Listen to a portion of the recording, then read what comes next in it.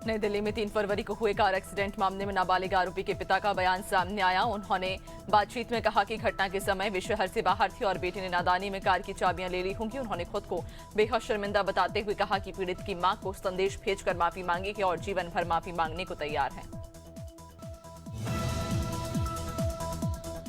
Jaisalmer sector में भारतीय सेना की कोणार्क कोर ने बैटल एक्स युद्धाभ्यास के दौरान अपनी मारक क्षमता का प्रदर्शन किया। रेगिस्तान में T-90 भीष्म टैंक और K-9 वज्र स्वचालित की गर्जना से धरती कांप उठी। सेना ने दुश्मन के काल्पनिक ठिकानों को सटीक निशाने से ध्वस्त किया। अभ्यास में तुरंत कार्रवाई समन्वय। कूनो नेशनल पार्क में दक्षिण अफ्रीका से लाई गई चीता गामिनी दूसरी बार मां बनी। 18 फरवरी को उसने 3 स्वस्थ शावकों को जन्म दिया, जिससे भारत में चीतों की संख्या बढ़कर 38 हो गई। केंद्रीय मंत्री भूपेंद्र यादव ने इसे प्रोजेक्ट चीता की बड़ी सफलता बताया और संरक्षण अभियान का अहम पड़ाव कहा।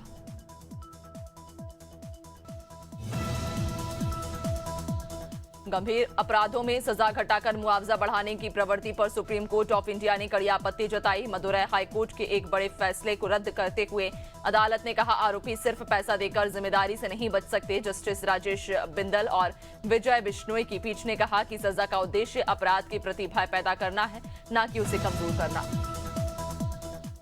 अशोकनगर में परीक्षाओं को ध्यान में रखते हुए रात्रि 10 बजे के बाद डीजे संचालन पर सख्ती की जाएगी। थाना कोतवाली प्रभारी रवि प्रताप सिंह चौहान ने डीजे संचालकों की बैठक लेकर स्पष्ट किया कि निर्धारित समय और ध्वनि सीमा से अधिक साउंड या बेस का उपयोग प्रतिबंधित रहेगा। उल्लंघन पर उपकरण जब्त कर वैधानिक कार्रवाई होगी।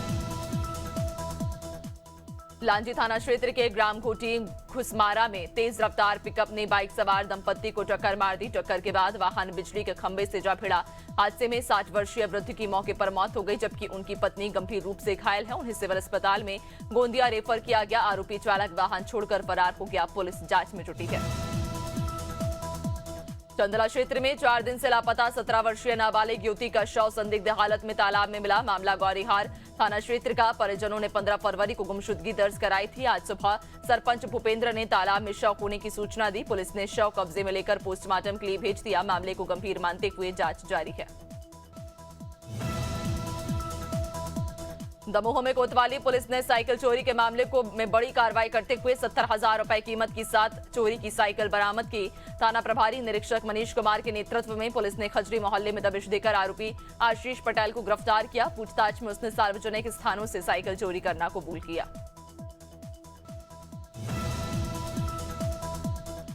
डीडवाना कुचामन जिले के ग्राम छोटी खाटू के वाल्मीकि मोहल्ले में 2 पक्षों के बीच हिंसक विवाद का मामला सामने आया है।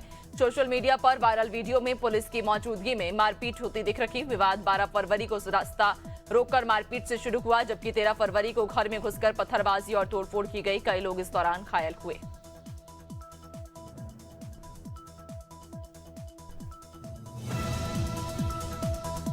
डीडवाना कुचामन जिला पुलिस ने 12 लाख रुपए की साइबर ठगी के मामले में बिहार से एक आरोपी को गिरफ्तार किया। साइबर थाने की टीम ने पूर्वी चंपारण से आरोपी को पकड़ा है। जांच में सामने आया कि आरोपी भारतीय मोबाइल नंबरों के ओटीपी पाकिस्तान भेजता था, जिससे वहां बैठे ठग भारतीय नंबरों से व्हाट्सएप चलाकर लोगों को झांसे में लेते थे और ठगी की वारदात को अंजाम देते थे।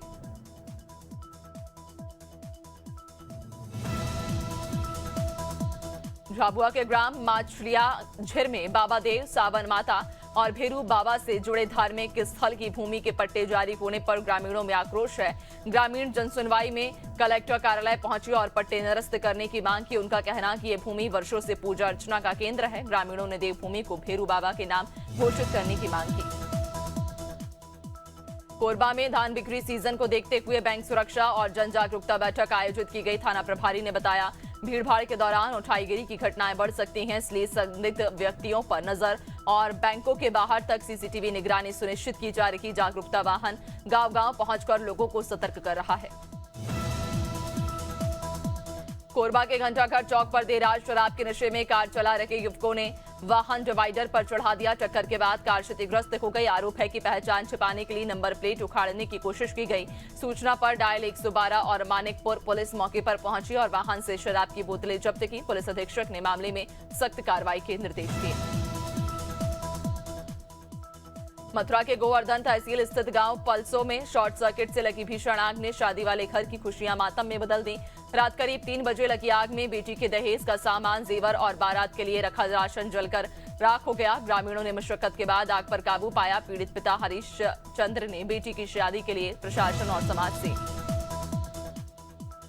मेरठ में पुलिस और गौ तस्करों के बीच मुठभेड़ हुई, जिसमें एक तस्कर के पैर में गोली लगी। घायल आरोपी बसरिफ निवासी बहरोड थाना के ठौर को गिरफ्तार कर लिया गया। उसके कब्जे से एक तमंचा, एक कारतूस, 3 बोरी मांस, खाल और पशु काटने के 5 से 6 औजार बरामद हुए। मौके से 5 से 6 अन्य आरोपी फरार हो गए। घायल को सीएससी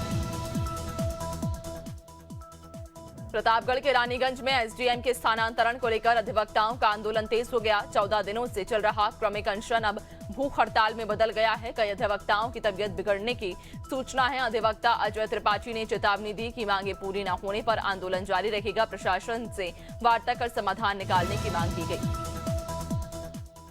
बहराइच में सरकारी किताबों की बड़ी खेप कबाड़ी की दुकान पर पकड़े जाने से हड़कंप मच गया। नानपारा रोड स्थित कबाड़ी की दुकान पर एक ट्रक में सरकारी किताबें भरकर बेचे जाने की सूचना मिली, जिसके बाद जिलाधिकारी ने मामले का संज्ञान लिया। डीएम के निर्देश पर तत्काल पुलिस और प्रशासन की टीम मौके पर पहुंची और ट्रक में भरी सरकारी किताबों को कब्जे में ले लिया गया। गाजीपुर के मां सरस्वती पैरामेडिकल और नर्सिंग कॉलेज में डी फार्मा के छात्र की 4थी मंजिल से गिरने से मौत हो गई। कॉलेज प्रबंधन के अनुसार विपुल छत पर मोबाइल पर किसी से बात कर रहा था और इसी दौरान नीचे गिर गया। घटना के बाद कॉलेज स्टाफ उसे एम्बुलेंस से मऊ सदर अस्पताल लेकर पहुंचे, जहां डॉक्टरों ने उसे मृत घोषित कर दिया।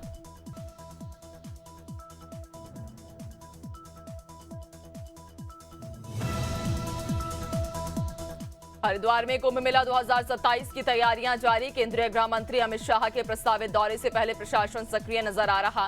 इसी क्रम में उत्तराखंड के मुख्य सचिव आनंद बद्धन ने डामकोटी पहुंचकर अधिकारियों के साथ समीक्षा बैठक की और मेला क्षेत्र का निरीक्षण किया। कुंभ से जुड़े सभी निर्माण और कार्य समय सीमा में गुणवत्ता के साथ पूर्ण करने के निर्देश दिए।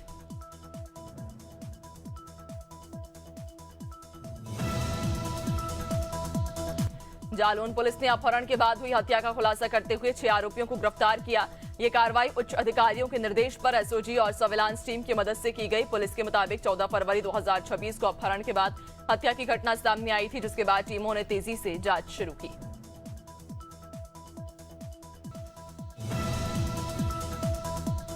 जांजगीर चांपा में वन विभाग ने बड़ी कार्रवाई करते हुए राइस मिल भवन की आड़ में चल रखे अवैध आरा मिल का भांडाफोड़ किया। चांपा वन मंडल के ग्राम पंचायत भादा स्थित पुराने राइस मिल परिसर में मुखबिर की सूचना पर उड़नदस्ता टीम ने संयुक्त छापेमारी की। कार्रवाई के दौरान मौके से बेशकीमती राष्ट्रीयकृत लकड़ियों का बड़ा जखीरा समेत कई सामान जब्त किए गए। छत्तीसगढ़ की धान खरीदी व्यवस्था पर बड़ा सवाल खड़ा करने वाला मामला सामने आया। महासमुंद के बीरकोनी गांव के ग्रामीण सेवा सहकारी समिति खरीदी केंद्र में 18.46 क्विंटल बाहरन धान की फर्जी एंट्री किसान पगनीबाई निषाद के नाम पर दर्ज की गई। समिति प्रबंधक ने पंचनामा में लिखित रूप से इस फर्जीवाड़े को स्वीकार करते हुए भरपाई की बात भी कही। राजनांदगांव के शासकीय दिग्विजय कॉलेज में प्रिंसिपल के फैसले के विरोध में अखिल भारतीय विद्यार्थी परिषद के कार्यकर्ताओं ने कॉलेज के सामने प्रदर्शन कर प्रिंसिपल का पुतला दहन किया। आरोप है कि कॉलेज प्रिंसिपल ने 40 से अधिक छात्राओं के मोबाइल जब्त कर लिए और माफीनामा लिखवाने के बाद छात्राओं के नाम और मोबाइल नंबर कॉलेज ग्रुप सहित अन्य ग्रुप में डाल दिए। पौड़ी के सतपुली तहसील में जिलाधिकारी की अध्यक्षता में तहसील दिवस का आयोजन किया गया, जिसमें कुल 44 शिकायतें प्राप्त हुई और अधिकांश का मौके पर ही निस्तारण किया गया। विधवा आनंदी देवी के पेंशन मामले पर जिलाधिकारी ने तत्काल केवाईसी पूर्ण कर पेंशन स्वीकृत करने के निर्देश दिए।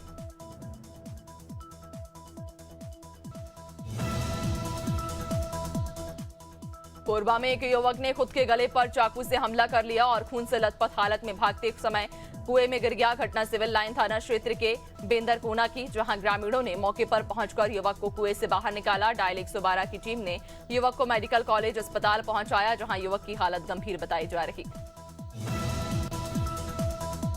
ग्वालियर के महाराजपुरा थाना क्षेत्र के ग्राम गिरगांव में पुरानी रंजिश के चलते युवक पर फायरिंग का मामला सामने आया। जानकारी के मुताबिक युवक अपने परिजन के साथ खेत पर था, तभी पड़ोसी पक्ष के आधा दर्जन लोग पहुंचे और गोलियां चला दी, जिसमें एक गोली उसके सिर में लगने से वो गंभीर रूप से घायल हो गया। परिजन उसे तत्काल जय आरोग्य अस्पताल के ट्रॉमा सेंटर ले गए, जहां उसकी हालत नाजुक है।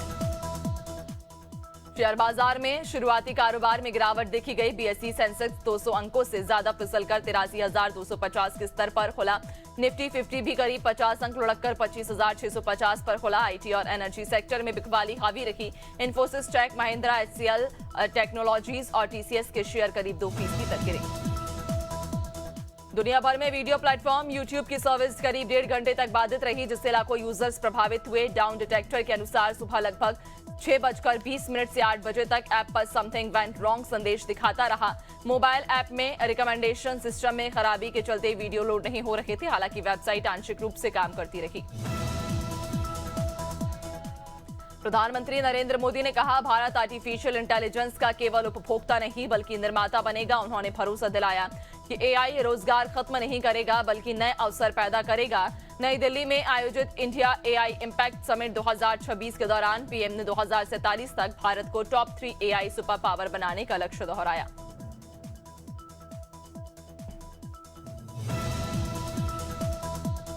नई दिल्ली के भारत मंडपम में आयोजित एआई इंपैक्ट समिट 2026 के पहले दिन भारी भीड़ और अव्यवस्था से डेलीगेट्स परेशान रहे। लंबी कतारों, कड़ी सुरक्षा और एंट्री में देरी के कारण स्टार्टअप फाउंडर्स और विदेशी प्रतिनिधियों को घंटों इंतजार करना पड़ा। कुछ प्रतिभागियों ने सामान चोरी होने की शिकायत भी की। मामले पर मंत्री अश्विनी वैष्णव ने खेद जताया।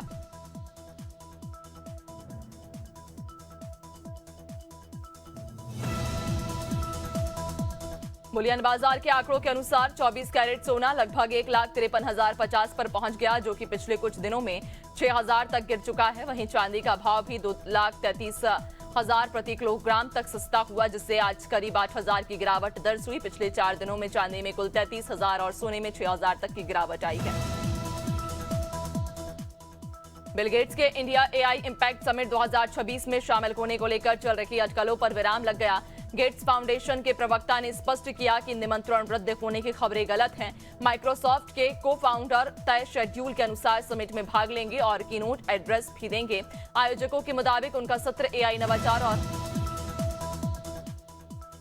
आईसीसी मेंस टी20 वर्ल्ड कप में सुपर 8 की 7 टीमें तय हो चुकी हैं, जबकि आखिरी स्थान का फैसला पाकिस्तान नामीबिया मुकाबले से होगा।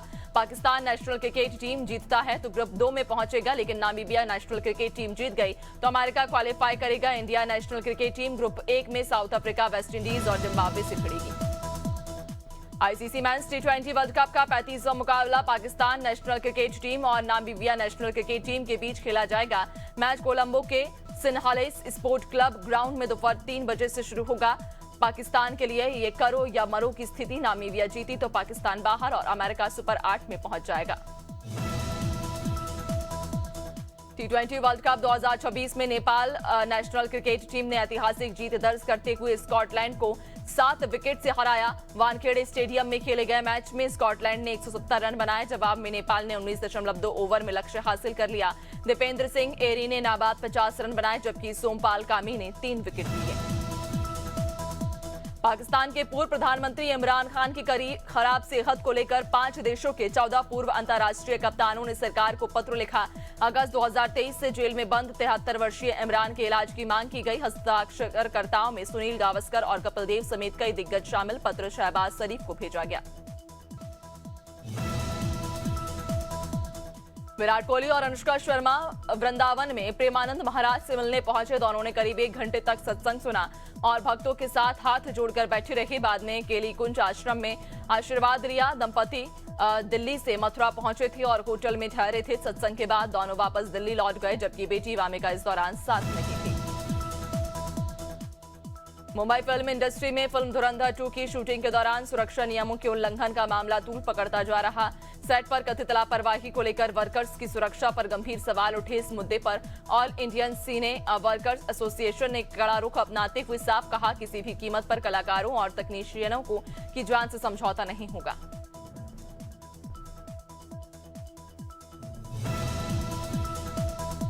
भारतीय सिनेमा के लिए गर्व का क्षण सामने आया, क्योंकि बॉलीवुड अभिनेत्री आलिया भट्ट को British academy of film and television arts awards 2026 में प्रेजेंटर चुना गया। ब्रिटिश अकादमी द्वारा जारी सूची में उनका नाम शामिल होते ही फैंस में उत्साह बढ़ गया। मंच पर आलिया के साथ किलियन मर्फी और ग्लेन क्लोज जैसे अंतर्राष्ट्रीय सितारे भी नजर आएंगे।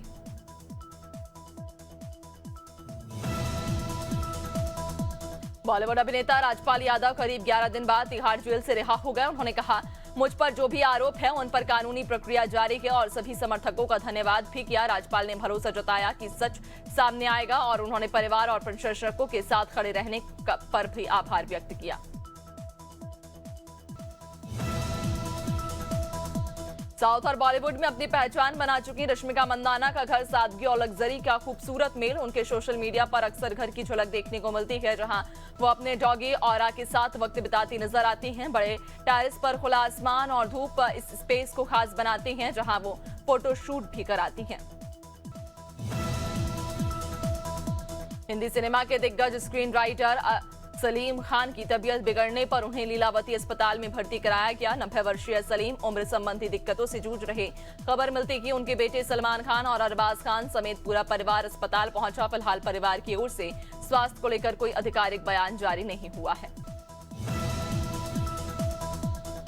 राजस्थान में वेस्टर्न डिस्टर्बेंस के असर से मौसम बदल गया है। जयपुर, अलवर और टोंक समेत कई जिलों में रुक रुक कर बारिश दर्ज की जा रही है, जबकि चूरू में ओले गिरे। तापमान में गिरावट से ठंडक बढ़ी है। 13 जिलों में ऑरेंज और 13 जिलों में येलो अलर्ट जारी। फसलों को नुकसान की आशंका से किसान चिंतित हैं। मध्य प्रदेश के 22 जिलों में बुधवार को आंधी बारिश और गरज चमक का अलर्ट जारी किया गया। इंदौर, ग्वालियर, उज्जैन और गुना प्रभावित जिलों में शामिल है।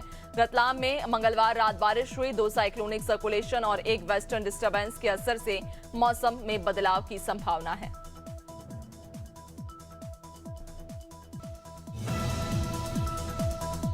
छत्तीसगढ़ में मौसम फिलहाल शुष्क बना हुआ। रायपुर पिछले 7 दिनों से सबसे गर्म रहा, जहां अधिकतम तापमान 33 डिग्री सेल्सियस दर्ज किया गया। वहीं अंबिकापुर में न्यूनतम तापमान 9.2 डिग्री रहा। मौसम विभाग के अनुसार अगले 24 घंटे में रात का पारा 2 से 3 डिग्री तक बढ़ सकता है। फिलहाल किसी सक्रिय सिस्टम के संकेत नहीं है। उत्तर प्रदेश में मौसम फिर करवट लेने वाला। मौसम विभाग ने 18 से 19 फरवरी को 13 जिलों में बारिश और ओलावृष्टि का अलर्ट जारी किया। पश्चिमी यूपी में 30 से 40 किलोमीटर प्रति घंटे की रफ्तार से हवाएं चल सकती हैं। साथ ही आकाशीय बिजली गिरने की भी संभावना है। दिन में तेज धूप के बीच बांदा सबसे गर्म रहा, जहां अधिकतम तापमान 31.6 डिग्री सेल्सियस दर्ज किया। हरियाणा के हिसार, रोहतक समेत 15 जिलों में बुधवार सुबह बारिश दर्ज की गई। जींद, हिसार, कैथल, कुरुक्षेत्र, सोनीपत, पानीपत और अन्य इलाकों में बूंदाबांदी से मौसम बदला रहा। चंडीगढ़ मौसम विज्ञान केंद्र ने सिरसा, फतेहाबाद, हिसार, भिवानी, चरखी दादरी, नूंह, रेवाड़ी और महेंद्रगढ़ में ऑरेंज अलर्ट जारी किया। वेस्टर्न डिस्टर्बेंस सक्रिय होने से पंजाब के 13 जिलों में बारिश की संभावना है। भारत मौसम विज्ञान विभाग के अनुसार चंडीगढ़ केंद्र के अनुसार तेज हवाएं, बिजली चमकने और कुछ स्थानों पर ओलावृष्टि के आसार। चंडीगढ़ में आंशिक बादल छाए रखे और सेक्टर 48 में हल्की बूंदाबांदी से मौसम ठंडा हुआ। विभाग ने लोगों को सतर्क रहने और खराब मौसम के दौरान सुरक्षित। हिमाचल प्रदेश की ऊंची चोटियों पर हल्की बर्फबारी के आसार। मौसम विभाग के अनुसार चंबा, किन्नौर और लाहौल स्पीति के ऊंचाई वाले इलाकों में हल्की बर्फ गिर सकती है, जबकि अन्य क्षेत्रों में मौसम साफ रहेगा। 23 फरवरी तक पूरे प्रदेश में धूप खिली रहने का अनुमान है। इस विंटर सीजन में अब तक सामान्य से 28% कम बारिश हुई।